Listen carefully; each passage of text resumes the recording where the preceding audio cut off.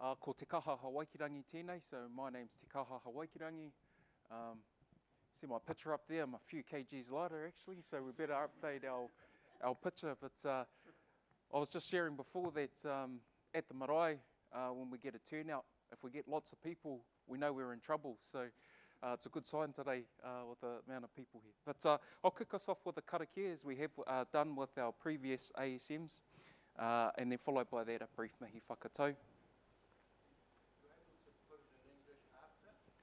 Yes, I'll do a quick explanation now so that you can see my hand movements and hopefully you kind of connect that with just my brief explanation. So the karakia that I'll start off with will acknowledge some of the mountains that surround the Ahuriri estuary on the northern side and the western side in Paraiti, and some of the mountains that are just behind Te Reo. Following the karakia acknowledging those mountains, I will acknowledge the sea out here, Pānia, and also those that have passed. Then I'll acknowledge everybody that have come here today. Ka pai. I'll finish off with a chant or mōtiatia, and I'll give a brief explanation of what that is at the completion of the chant. Ka pai. A whakarongo rā e tāne ki te ahurewa. Ki ngā pū, ki ngā wānanga, ngā taura, ki ngā tauira. Kia tupu ake ko te pū, ko te wehu, ko te rito, ko te take i te ororo, i te ororo. Tēnei rā te whakaahua ake ngā maunga tapu. Ko hei pipi ki te raki, ko kohu ki te tomokanga, ko tātara me kukurangi ki te tonga, ko matarua hau ki te tonga, ki te moana. Ko ngā tapu o te rangi, ko ngā tāwhito o te rangi. Kia tākia mai ko te tapu, ko te mana, ko te mauri o ngā atua. Kia hohua mai no i o matua kore. Ka whakatākina ki runga ki tēnei taura, he taura no o whitinui no o whitirangi. Tēnā maranga kia ai ko Māori ao tū ki te rangi, eke pānuku, eke tangaroa, uhi, wero, taumai te mauri, haumi e, hui e, tāki e. He mihi anō ki o mātou tipuna anō tangaroa. Ki te māre kura Pānia, te kaitiakia more rātou ko te iwi po Ngāturi. Ko tēnei te reo mihi ki a rātou e tiaki ana te moana nei, a te whanganui, a o ruawharo, a te whanga o a o rotu hoki. Mauria mai, takato mai o tātou tini mate, ki ngā hunga hoki atu kia hine nui te pō. Ki ngā pare kawa rātou kua whiturangi tia haere ki Hawaii nui, ki Hawaii roa, ki Hawaii pāmama. Ka tiwa hō rātou te hunga mate kia rātou. Tātou te kanohi ora kia tātou, tēnā tātou katoa. O tēnei te mihi ka tika kia koutou, kua tae mai ki tō tātou nei, hui ātou mo te heringa waka o Ahuriri, nō reira nau mai, hara mai, whakatau mai rā. Ko te poari tēnei, ngā kai whakahaere o te heringa waka o Ahuriri me te whānau o te heringa waka o Ahuriri, e mihi kawana kia koutou, nō reira, tēnā koutou katoa. Te kaharoro tangi tararau mahi runga o tapu te ranga te patiki taha nui o tiere te paua patoto mahi runga o tahinga te pupu tangi mahi runga o mata ka rohi e te kiore peke nui o rimariki te aruhe maua nui o puke kohu e. That chant was composed by Tamatia Pokai, Whenua Pokai Moana in the late 1400s. And that chant talks about the plentiful food that was in the Ahuriri estuary. He was travelling inland to central North Island, up the Ngaruroro River, and he was reflecting on the different food species that was plentiful within the Ahuriri estuary. And I guess just like we are within Hawke's Bay and producing lots of kai, It's important that we continue to look after our environment so that we can continue to do so. So nō reira, tēnā koutou katoa, tēnā koutou.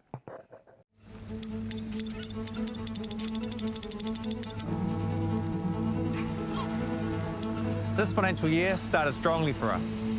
We're on the other side of the pandemic and labour shortages across the primary sector had started to ease. Shipping, freight and global supply chains were gradually starting to be restored and new strategic partnerships were starting to form. Cruise ships had returned, bringing over 100,000 visitors to Hawke's Bay over summer. New shipping lines are calling and there was a real feeling of confidence. Global apple exporters had opened 2 new facilities and as a region we were booming. We were having a really good year at Napier Port. The container terminal had record volumes coming through into us and everything was looking great for an awesome peak season here in Hawke's Bay. We're tracking to have our biggest year. We had a state-of-the-art pack house. Some of the robotics were only a year old.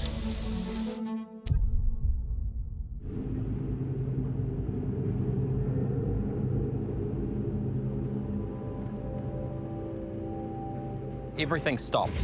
Comms stopped, transport stopped, our emergency management plans kicked into gear. People were stuck and we had limited communications. It was incredibly tough for our customers and our community. My initial reactions coming into the port after Cyclone Gabrielle was that we need to get this port up and running as quickly as possible to make sure our community was supported. It was surreal. The port itself was, the landside infrastructure was reasonably intact, but everything around us was fractured. So I've been working rail about 25 years, and what I saw in Estelle, north of Napier, and saw here at Awatoto, that's like nothing we've seen before from natural disasters. It was really difficult. The port was reasonably well set up. We had generators, so we had electricity in our main administration building. This became known as Camp Penguin. We hosted the Army, the Navy and many other essential services. We actually became a response hub for Hawke's Bay. So our focus was on resuming operations as quickly as we possibly could. At that point, early on the Tuesday, the 14th of February, we didn't actually know the full extent of the damage, and it really wasn't until days later that we understood it. Yet at that point, we just knew that there'd been a significant amount of water and silt had been through our site at Whirinaki. We did all we could to help our region recover. Getting back up and running was really important to make sure we had essential supplies coming in and out of the region. Best thing that our people could do was get this port up and running as quickly and safely as possible. Cyclone Gabrielle presented huge challenges and it'll take some time to recover. However, this year has reinforced the resilience of Napier Port, our region and our community. At Napier Port, our role is ensuring the smooth flow of trade in and out of Hawke's Bay. Rebuilding and reopening the railway line in only a matter of months was so important. Our people at the port are incredibly resilient. We're focused on trying to be as dynamic as possible in terms of moving things around, moving our resources to meet the demand. We're working hard to make sure we understand what the state of our customers' businesses are in and making sure that the port can operate as efficiently and effectively as possible to make sure that cargo keeps flowing. We're optimistic about the future. We've got a booming cruise industry that's coming through this summer, and it's great to see the optimism coming back into the region. Launching Viewpoint gave our customers a more personalised view of their supply chain and logistics. This year, we've had our best customer survey results ever, and the business is feeling strong again.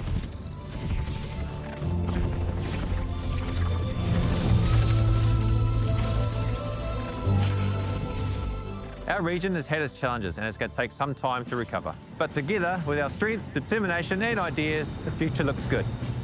We have plenty to be optimistic about. Roll on 2024.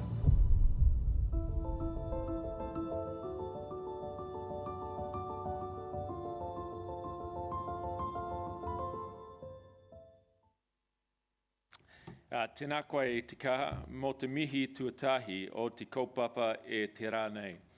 Formal thanks to Te Kaha for the first greetings of today's occasion. Kia koto, kua tai mai, ke te kaupapa nei.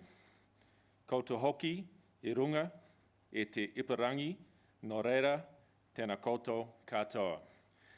To those of you who have come for this occasion, and for those joining online, our formal greetings to you all. Kia ora, good morning everyone, and welcome to Napier Port's annual shareholder meeting. My name is Blair O'Keefe and I'm the Chair of Napier Port and I will be running this meeting today. Also presenting today are Todd Dawson, our Chief Executive, and Kristen Lee, our Chief Financial Officer. Before we get started, a few housekeeping messages. In the unlikely event of a fire, please exit over here, and there is another exit over to the other side.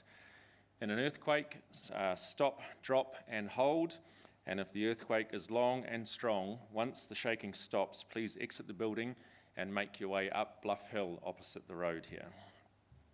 Toilets are just outside the main door here and off the exhibition room, and I'd ask that you please now turn your mobile phones to silent if you haven't done so already. At this time, I'll just point you towards our standard disclaimer, which is also available on our Investor Centre on the Napier Port website. I'd like to introduce you to my fellow board members, and I'll just ask them to stand up and say hello or wave. Stephen Moyer, Diana Pukatapu, Vincent Tremaine, John Harvey, Kylie Clegg, Dan Druzianic, and fresh off the boat today, starting as our new board observer, Stephanie Murphy. And to our senior management team, Chief Executive Todd Dawson, introduced previously, and Kristen Lee, our Chief Financial Officer. We also have the rest of our team here, Chief Operating Officer Adam Harvey, and our General Managers, People and Culture, Viv Bull, Commercial, David Creel, Strategy and Supply Chain, Andrea Manley, Assets and Infrastructure, David Broad, and Corporate Affairs, Joanne Young. Our auditors, Ernst & Young, are represented today by Stuart Much. Any financial questions, he's happy to take. We'll have a short presentation of the annual results before we take questions. For our shareholders in attendance, you may ask questions and vote as usual on the voting card given to you at the registration desk. Shareholders online will be able to ask questions and cast their vote online. Please refer to the virtual meeting guide or contact the team at Link Market Services on 0800 200 220 if you require any assistance. I encourage shareholders who have questions relating to the business of the meeting to send their questions through as soon as possible, those online.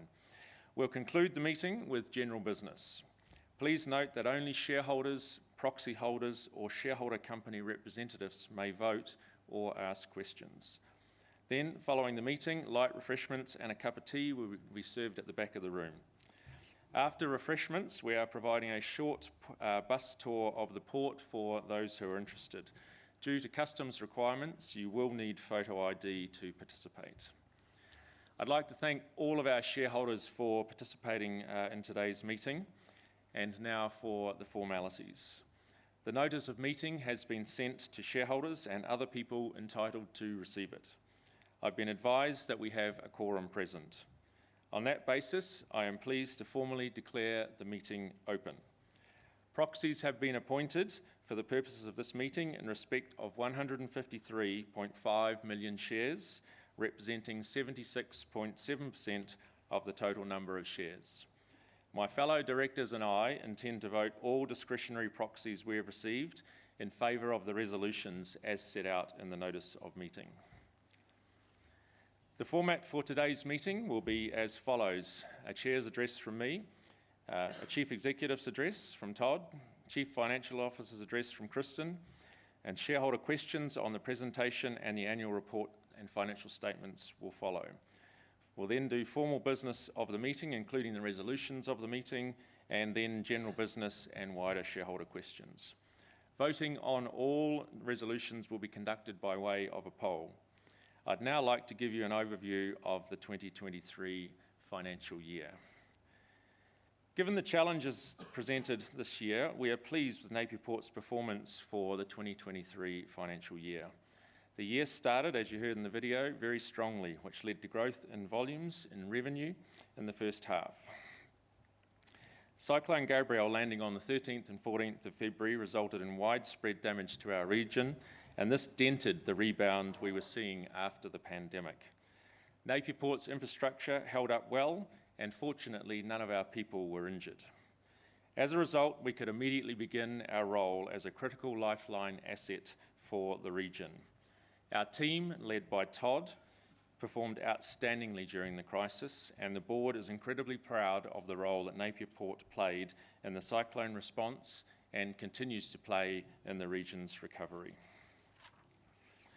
It's fair to say, accounting for the impact of Cyclone Gabrielle on our trading volumes for the second half of the year, Napier Port finished stronger than anticipated, with total revenue of $118.4 million, a 3.4% increase on the previous year, and net profit of $16.6 million, down 18.8% on the previous year. We have remained vigilant in our commitment to safety and well-being, and we are pleased to report no incidents of serious harm during the year, and that we continue to remain vigilant in our approach to improve safety across the port. We're very grateful of your support and confidence to continue investing in Napier Port. The board has declared a fully imputed final dividend, which was paid yesterday, check your bank accounts, of $7.1 million or 3.55 cents per share. This brings the total dividend for the 2023 financial year to $10.5 million or 5.25 cents per share. We expect to see a further recovery of cargo volumes during the 2024 financial year and earnings growth alongside volume recovery, albeit with some headwinds to navigate related to local trade and the wider economic conditions. The world continues to demand the premium primary sector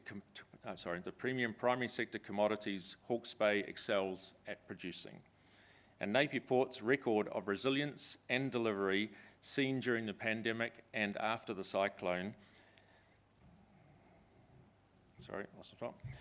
gives us confidence that the company is well positioned to continue supporting the region for the long term.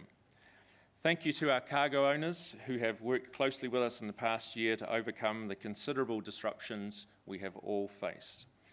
To contractors, suppliers and transport operators, a sincere thank you for helping Napier Port to keep our cargo owners and our community connected to global markets.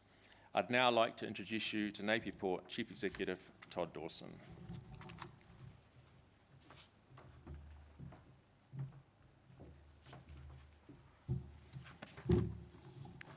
Thank you, Blair. And good morning, everyone. And thank you for taking the time to attend our annual shareholder meeting today. I'd like to start by providing some colour around what our 2023 financial year looked like for Napier Port.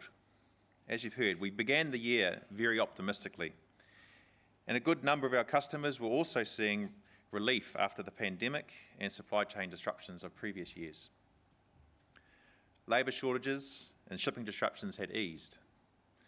Growing conditions were very good across a number of different food and fibre trades. Te Whiti Wharf had opened and was adding more flexibility and availability for shipping.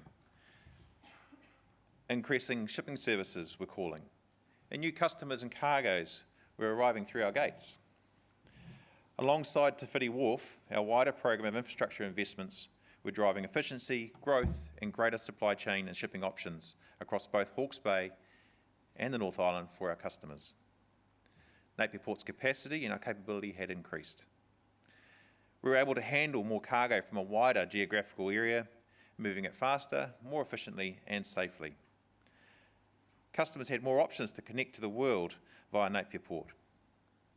While other ports in the North Island were at capacity and experiencing delays of up to 2 to 3 weeks, we were in a great position to support our customers and release or ease the pressure being felt across New Zealand's supply chain.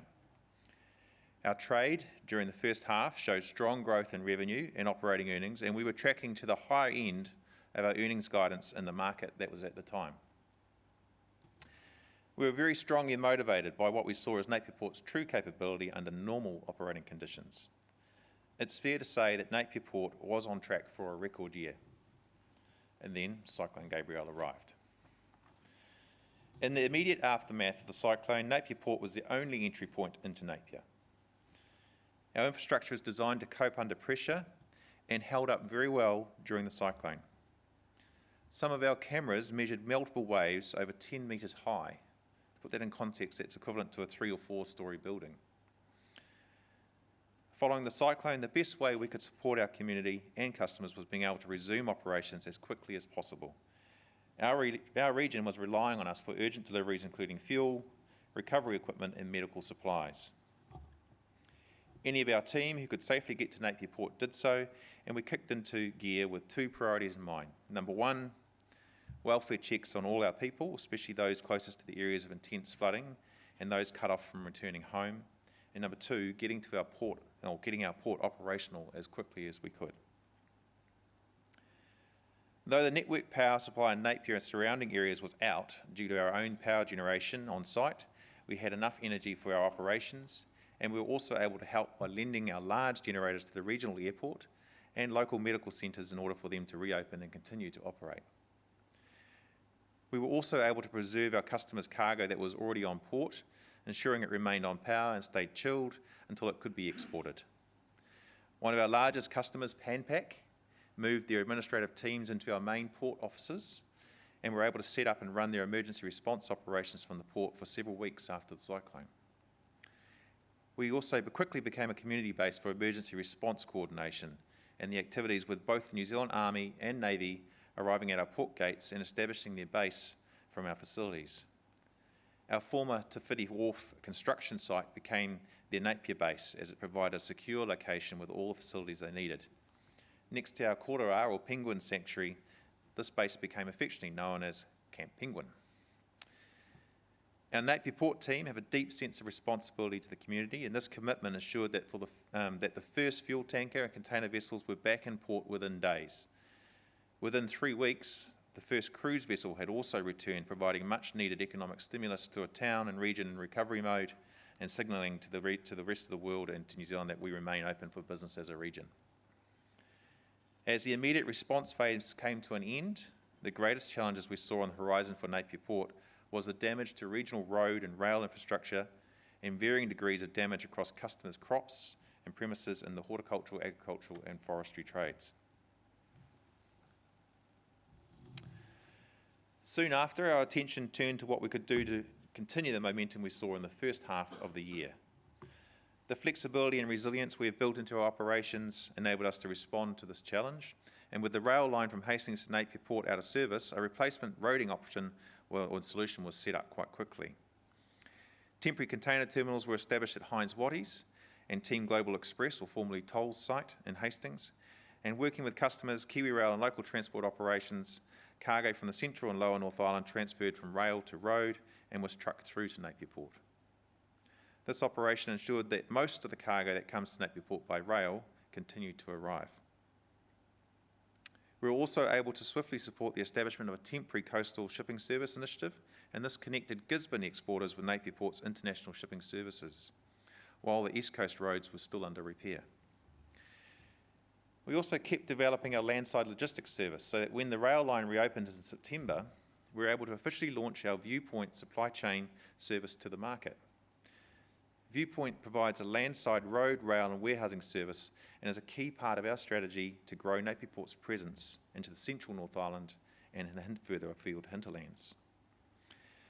This year further motivated and challenged us to use our wharfs and space on port even more dynamically. With a focus on being dynamic in how we use our assets and allocate resources to meet demand, we've improved our operational flexibility and efficiency as well as the availability of our wharf space. This has allowed us to adapt and accept new cargoes such as wood chips and windthrow, which is the storm-damaged logs. With less containers on port, we brought forward planned pavement upgrades, and this has expanded our storage availability as well as provides further flexibility in the types of cargo we can hold on port in anticipation of continued growth in the future. This year has reinforced the considerable resilience we've built into the port, not only in terms of the infrastructure and operations, but as well as our culture. Our teams were able to respond readily and do whatever it took to keep cargo moving forward. Some of our team's work was impacted by reduced volumes due to the cyclone. We've focused on secondments and redeployments for those people, such as our Portback team, who undertook a 6-month secondment to Port Otago, and our night rail team, who relocated to the Hines Waddies site in Hastings to support the road bridging operation. It was really important for us to keep our people meaningfully employed, and this work and approach continues today. The cyclone has sharpened our focus on cost containment also, which we will retain as the volumes recover. This includes deferral of non-critical capital and operating expenditure, a hiring freeze, reallocation of resources, and parking up of some plant and equipment. We also continue to advance our commitment to sustainability with a holistic focus on embedding social, economic, and environmental practices throughout our operations. As a result, we are making good progress year on year. Of the 100 actions we identified 2 years ago, 61% of those are now underway, which is up from 47% last year. Our total carbon emissions reduced by 10% this year, largely due to the reduced volumes which required less fuel and electricity consumption.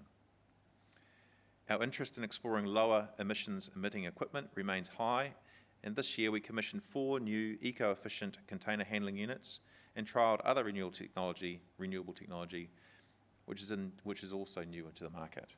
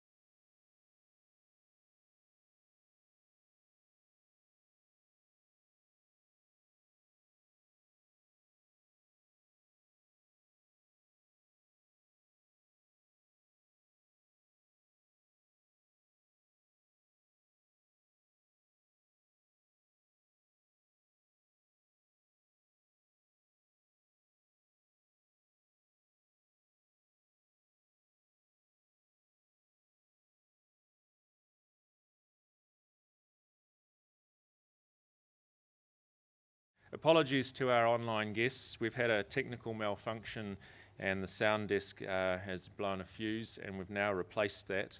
The presentation from today will be made available on our Investor Centre following the ASM, and we apologise if you've missed some of the narrative associated with that. We have concluded the presentation section of the meeting, and we are now turning to questions. So I'm just going to repeat the items that I've just talked through with the people in the room so that we can catch everybody up.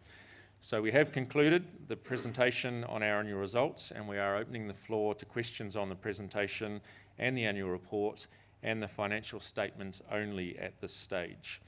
You will have the opportunity to ask questions on the resolutions and general business later in the meeting. If you have a question, please raise your shareholder card and one of our team will bring you a microphone. Shareholders participating online through the virtual meeting website are able to submit questions online, and we will answer those after answering questions from the floor.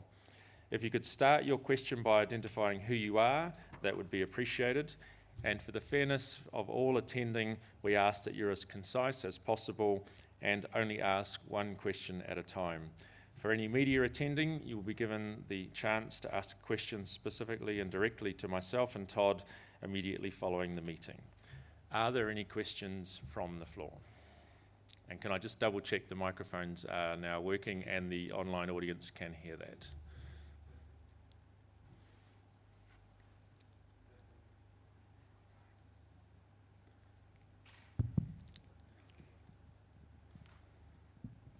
Testing. And is that, and online can hear as well? Okay, Right thank away. you. Is it go? Yes, it is. Please proceed. Paul Grant, just private Hawke's Bay resident. Is there any further business interruption insurance payments that you are likely to receive? From what I read, 7.5 million last financial year was tremendously important to achieve for the ongoing achievement of the port and are there any more payments likely? It's certainly been very helpful in our last financial year, and we do have business interruption insurance for a fixed period that does run into the new financial year. In terms of our access to that, that's subject to a usual claims process, so we can't provide any further advice on that at this stage other than to say we do have a policy and it does have some term left to run. Thanks, Paul. Are there any other questions from the floor?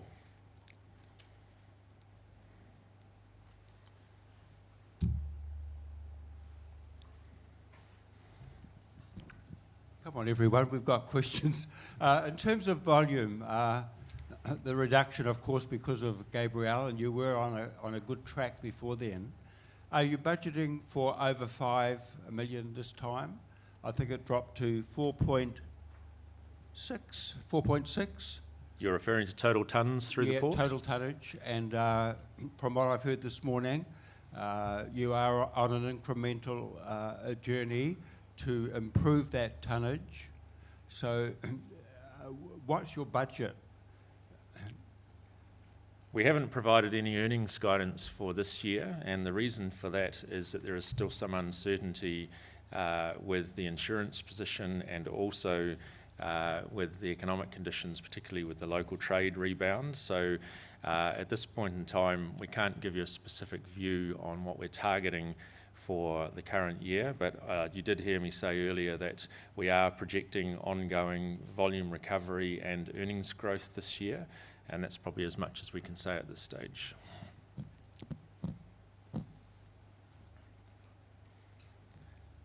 Another question? Yeah, Jeff Lennox, private investor. Damage to the rail link to Wairau. I heard a passing comment by Luxon, our Prime Minister, that unlikely that will be reinstated. The condition of the road north and logging, and even the condition of the Napier Taupo road, what impact is this having on, in particular, logging to Napier Port? Is there any noticeable difference in that? Thanks. Just a couple of introductory remarks and then I'll ask Todd to answer the question. So the majority of our log trade does come to the port by road, so very little amount from the north comes by rail, and I'll hand you over to Todd. Yeah, so this one's working as well. Hopefully you can hear me okay. Sorry, can I just pause, because is that microphone working? So for our online guests, I'll just, maybe Todd, you might have to come up here, sorry. This is the world of logistics, folks, and we're used to it every day, so we'll do our best. So to cover off, I guess, firstly, this is the Wairau rail line. So as Blair mentioned, most of our logs, and pretty much actually today, all of our logs come to us on road. So we're not being impacted by the lack of a rail line between Napier and Wairau directly as a port for the receival of cargo out of that region.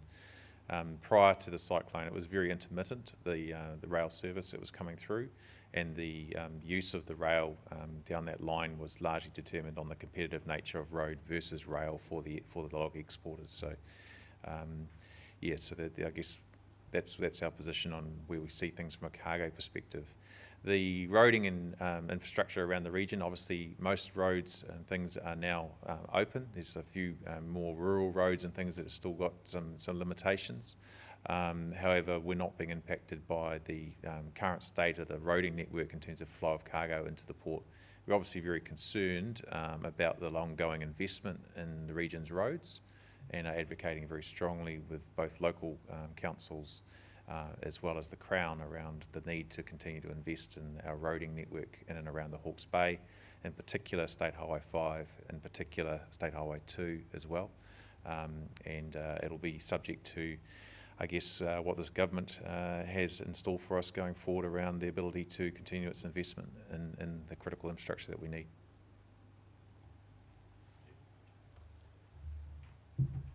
Thanks for that question, Jeff. Do we have any other questions from the floor? If not, do we have any questions from our shareholders online? There are no questions from our shareholders online. There are no questions from our shareholders online. There appear to be no further questions on the presentation, annual report or financial statements. Ladies and gentlemen, we've now come to the formal part of the meeting covering matters requiring resolution, which are outlined in the notice of meeting. Shareholders may ask questions after each formal item has been put forward to the meeting. Each resolution set out in the notice of meeting is to be considered as an ordinary resolution and as such must be approved by a simple majority of votes cast by shareholders entitled to vote on and voting on the resolution. Your board supports each of the resolutions and intends to vote undirected proxies in favour of all resolutions. The outcome of proxy votes will be displayed for your information before voting on all of the resolutions. Shareholders on Link's virtual meeting platform will be able to cast their vote using the electronic voting card received when online registration is validated. Online shareholders will vote by clicking Get a Voting Card in the online meeting platform. Please refer to the online virtual meeting portal guide or use the helpline 0800 200 220 if you require assistance. Online voting will remain open until 5 minutes after the conclusion of the meeting. Resolution 1. I move as an ordinary resolution that John Harvey be re-elected as a director of the company. Non-executive independent director John Harvey retires by rotation and in accordance with the provisions of the constitution of the company and being eligible offers himself for re-election. The board fully supports the re-election of John and I will now invite John to address the meeting.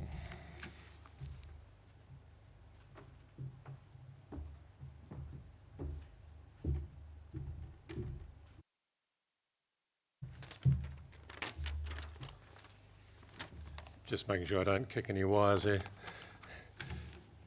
Thank you, Blair, and good morning, ladies and gentlemen.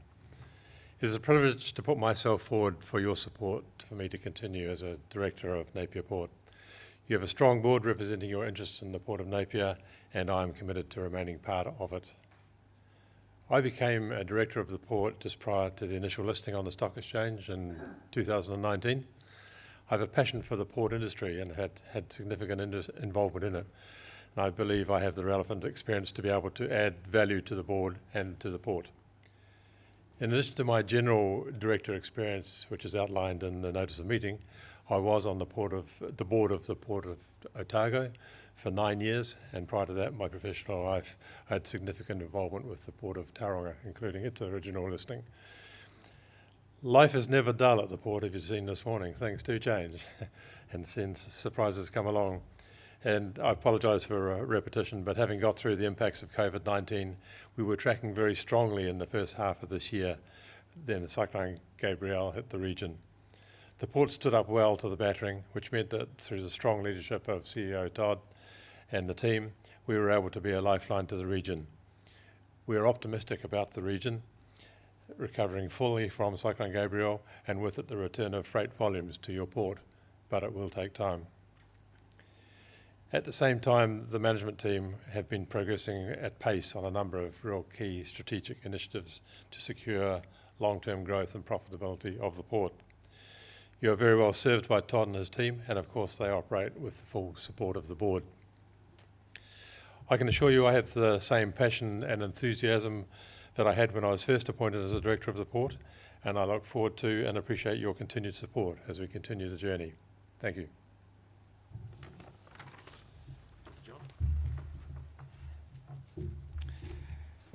Are there any questions from the floor concerning the motion? There appears to be none. Are there any questions from shareholders online concerning the motion? There are no questions from shareholders online. There are no questions from shareholders online. Proxy votes for Resolution 1 are now shown on screen. Thank you for those in the room. Please mark your voting cards in the way you wish to vote by ticking for, against, or abstain in the appropriate place on the voting card.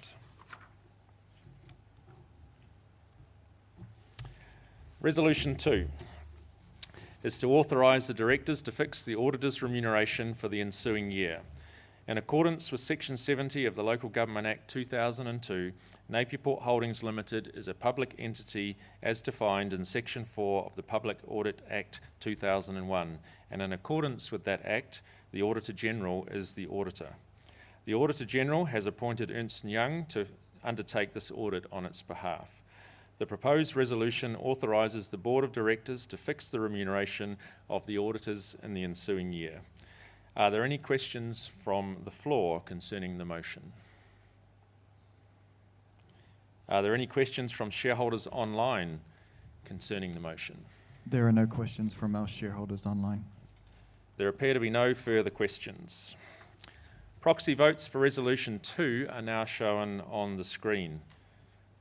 For those in the room, please mark your voting cards in the way you wish to vote by ticking for, against, or abstain in the appropriate place. Ladies and gentlemen, our registry Link Market Services will now move through the room and collect your voting cards. Shareholders attending online may now use this time to submit your electronic voting card or to submit any general business questions you may have. Is there anyone in the room who has not? At the back here, guys. Very back by the window.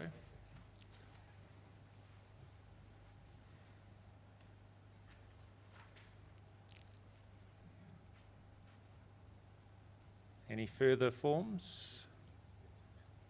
It appears not. Thank you, everybody. The floor is now open for general questions. Can I remind you, please, to wait for a microphone and then clearly state your name before asking the question.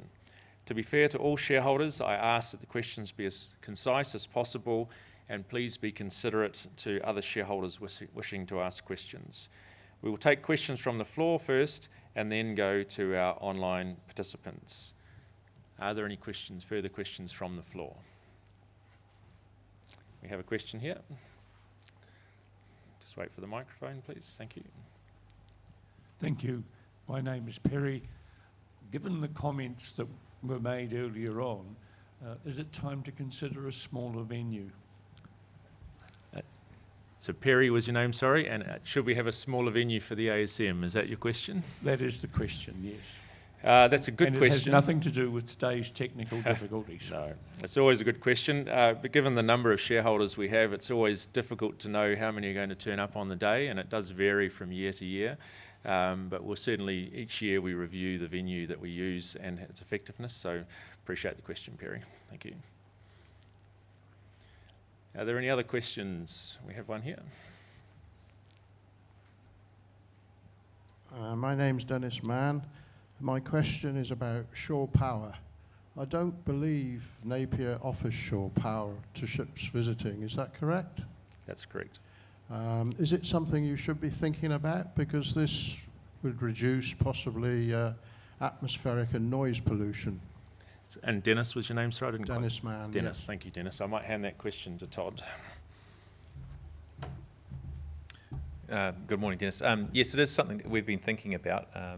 There is some challenges around provision of shore power, not least of which is the infrastructure and power supply in the region and actually in New Zealand to be able to provide enough power to be able to potentially power vessels that are in port.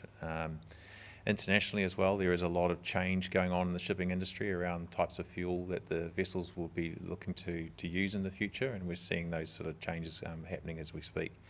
The infrastructural cost as well is quite exorbitant, I might describe, in terms of the actual ability to put what would be required both locally and nationally across the grid if we were to contemplate as a region or even as a country to be able to provide shore power to ships.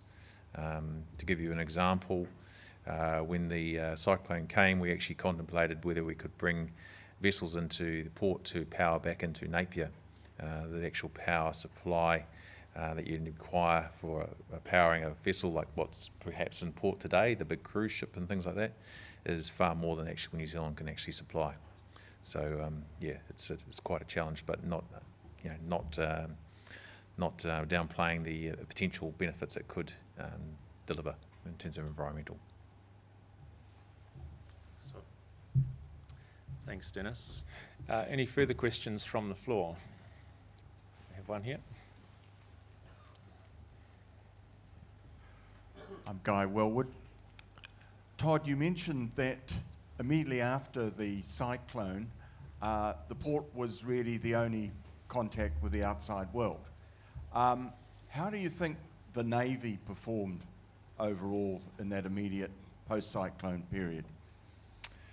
Yeah, that's right. We were for a period of time there the only access way for goods to come in and out of Napier in particular. Obviously there was some roading still open south of Hastings and things, and it was quite a responsibility and challenge for us to take on. The Navy, I think from recall, Adam, you might be able to recall better than me, but I think we had about 3 different vessels arrive with the Navy. We had varying degrees of opinion as to how effective they were. Each of those vessels were quite different in what they did. But our relationship with the Navy goes back a long, long way, and we have some good relationships all the way up the chain of command in the Navy as well. I think overall the service that they provided to the region was a good one. I think they did bring in some supplies and things that were helpful. And I certainly believe that the service they provided, certainly up around the Tairāwhiti region as well, was probably more meaningful than it was for our local requirements, is my opinion. Yeah, but they did provide a good service. Yeah. Thanks, Todd. Thanks, Guy. Any further questions from the floor? We have one at the back here.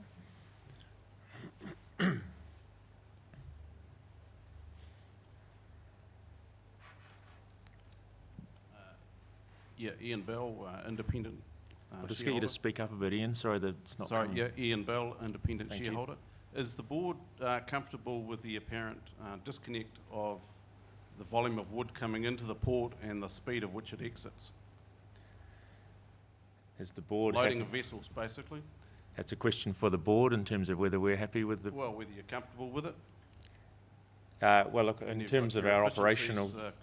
In terms of our operational capacity, we have service standards that are applied relative to the influx and outflow of logs within the region, and my understanding is we meet those service standard requirements. I might ask Todd just to elucidate on that a bit. Yeah, Ian, can I maybe just ask you to elaborate a little bit more on what you're getting at there? The daily volumes of truck carton, and then the speed in which the vessels are loaded. Right. There appears to be a bit of a disconnect in that vessels take longer to load than basically the amount of wood that comes in per day is not equaled by the amount of wood that goes out, and we have a lot of hold-ups. Oh, okay. So we, I guess the first part of the question, are we satisfied? Actually, we are quite satisfied with what's happening at the moment. Obviously, there's a lot of wood moving through into the port currently. Our average turn of the wood inventory is about 2 weeks. We incentivise and encourage the exporters to be turning it as quickly as possible. We don't actually want those logs to be sitting on the port for long durations. Obviously, they also go a bit stale. Our major concern as well is around the truck flow in and out of the port, so we're working with the exporters and the industry around how do we make sure that they have an even flow throughout the day. There's some challenges around that in terms of the logistics and planning with the transport operators themselves too. They all seem to like to get to the same point at the same time and go to the same pie shop together and talk to each other.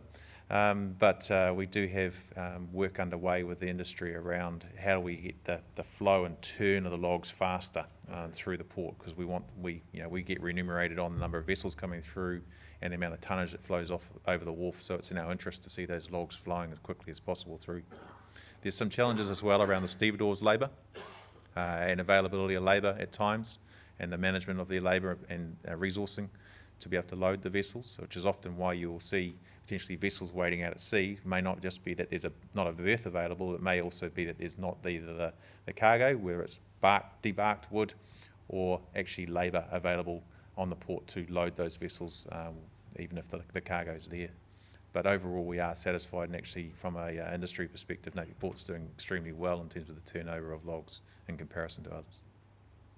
I'd like to add, I guess, is the board looking at other ways in which they could improve the efficiencies of the loading of the vessels?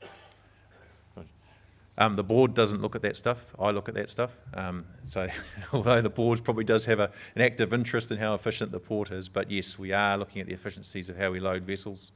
A lot of work's been done over the last 12 months, actually 24 months, around how we lay the port out to make sure that the flow of the equipment that's managing particular logs through the port is optimised. We've also been working for some time with the industry around different loading techniques as well. You would have noticed that some of the stevedores are now using log grabs to load the vessels off the ship's cranes. We've been doing trials with the exporters as well and are encouraging them to look at using our mobile harbour cranes, which can lift a greater bundle of logs at one time in a faster manner to load into the vessels, which is also safer, taking people out of harm's way. So yes, we're doing a lot of work in that space about how we can efficiently move vessels and logs through the port faster, because we believe that there's still more logs to come. Yeah, it's just I've certainly noticed a slowdown in the hourly volume that we can achieve through vessels, and yeah, certainly like to discuss it further. Is that particularly around the transport side of things, trucks coming in and out of the port, or? More loading of vessels. It's, yeah, you can't take wood in if the wood's not going out. It's pretty simple. Yep. Okay. All right. Thank you. Thanks, Ian. And look, if you want to pick that up further offline, I'm sure the team would be happy to talk to you. Are there any further questions from the floor? If not, are there any questions from our online attendees? Yes, we have received questions from our shareholders online. The first question comes from Stephen Lynn. This is a couple of questions in one, but I'll read it in full. Have you had discussions with the company formed by Napier people to import and operate sea gliders? Have you considered Auckland ports as you were fobbed off by the port in Wellington? Two quite distinct questions there. I might just refer to Todd around the sea gliders, and maybe you might want to explain what that actually is. Yeah, first of all, the sea gliders, I think what's been referred to there is an organisation locally in Napier that is investigating the development of what they call the Ocean Flyer. It's an aircraft that flies, essentially, think about skimming across the top of the ocean, and as a form of passenger transport, and then would use ports throughout the country as its docking point to get passengers on and off. We have had an initial conversation with them, must be 2 years ago, when they were very much in the concept stage to explore the potential of those aircraft coming into Napier Port.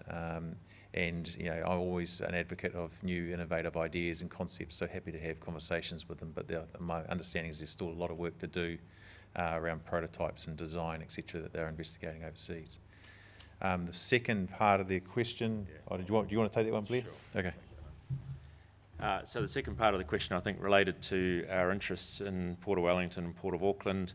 I think the response to that is that we remain actively interested in growing our cargo base throughout the North Island and through a range of our own operational activities and the launch of our Viewpoint offer. Our primary focus is on growing our cargo base across New Zealand via that method.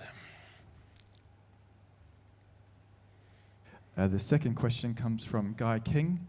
Would it not be more economical to transport logs to Port of Napier by rail than using road transport? Now, look, that's a good question, and I can start, and I'll hand over to Todd. So it's roughly 15% of our trade comes in via train at the moment, mostly from the 8%, sorry, from the south. The economics for transporting logs vary according to the proximity to the port is the headline answer, and I'll hand over to Todd if you want to say anything else to that. Look, Blair's pretty much covered it in essence. The difference between road and rail and the transport of logs comes down to the commercial reality of what it's going to cost the exporter per tonne to get their logs from the forest to the port. Obviously, rail also has the challenge of overcoming an extra few touches, getting it from the bush to the railhead, then off the truck and onto the rail, and likewise at the other end. So there's a few extra touch points which add cost to the rail equation, but overall long distance favours rail a lot of times, but yeah, it's just the commercial reality of what it's going to cost the exporter, road versus rail. And I think it's fair to say that the team continues to work with KiwiRail to make sure there's relevant solutions that are effective for the market, and rail is one of those solutions. Thanks for the question, Guy. There are no further questions from our shareholders online. Okay, no further questions online. We do have 2 pre-submitted questions prior to the meeting. We have a question from Richard Charles Reedman. Does the port have a cadetship system to train up your port workers? I'm going to ask Todd to answer that. Yes, so we don't have a formal cadetship or apprenticeship program at the port, but what we do have is a number of entry-level roles with defined career pathways through the port.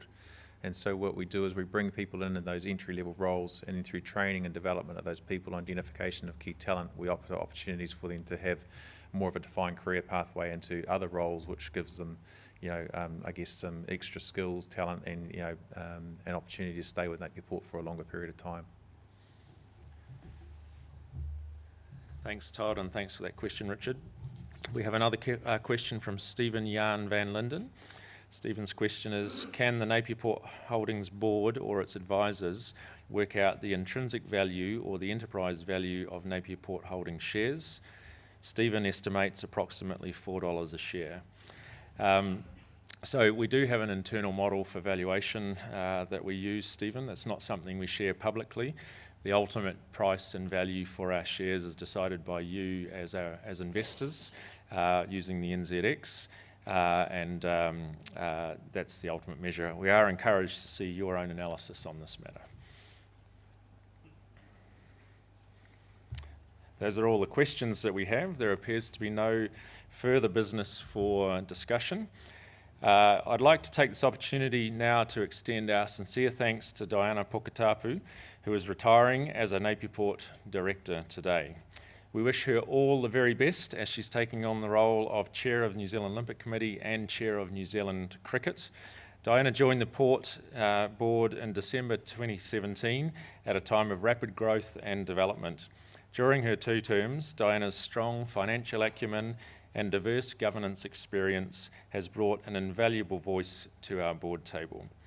This has been evident in her contribution during the IPO process and subsequent transition to being a publicly listed company, and in the development of Napier Port's commercial, sustainability, equality and diversity strategies. Thank you, Diana, for your commitment to Napier Port and our region, and your passion for the role Napier Port plays in connecting central New Zealand to the world. We are really going to miss you, and we've been really privileged to have you as part of our team.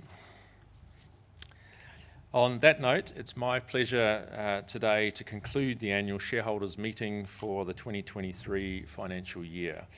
On behalf of the board, I extend our thanks to all of our shareholders, our community, and the cargo owners who entrust their product to Napier Port. And to our Napier Port team, who, led by an excellent senior management team, continue to bring their best work to work every day, facing whatever the day brings with an unflappable commitment and resolve. As I call the meeting to a close, I'd like to invite everyone who is present at the War Memorial today to light refreshments. Our people are available to answer any questions you may have about port operations, and of course our directors will also be available for any governance questions that you may have. You're welcome to take the complimentary port bus tour, which will return here after about 20 minutes. And a reminder, if you haven't put your name down for the tour when you registered, please see one of our team and ensure your name is on the list before boarding the bus. Due to customs requirements, please make sure you have a photo ID on you. Thank you for coming today, and thank you for your continued support of Napier Port. Nō reira, tēnā koutou, tēnā koutou, tēnā koutou katoa.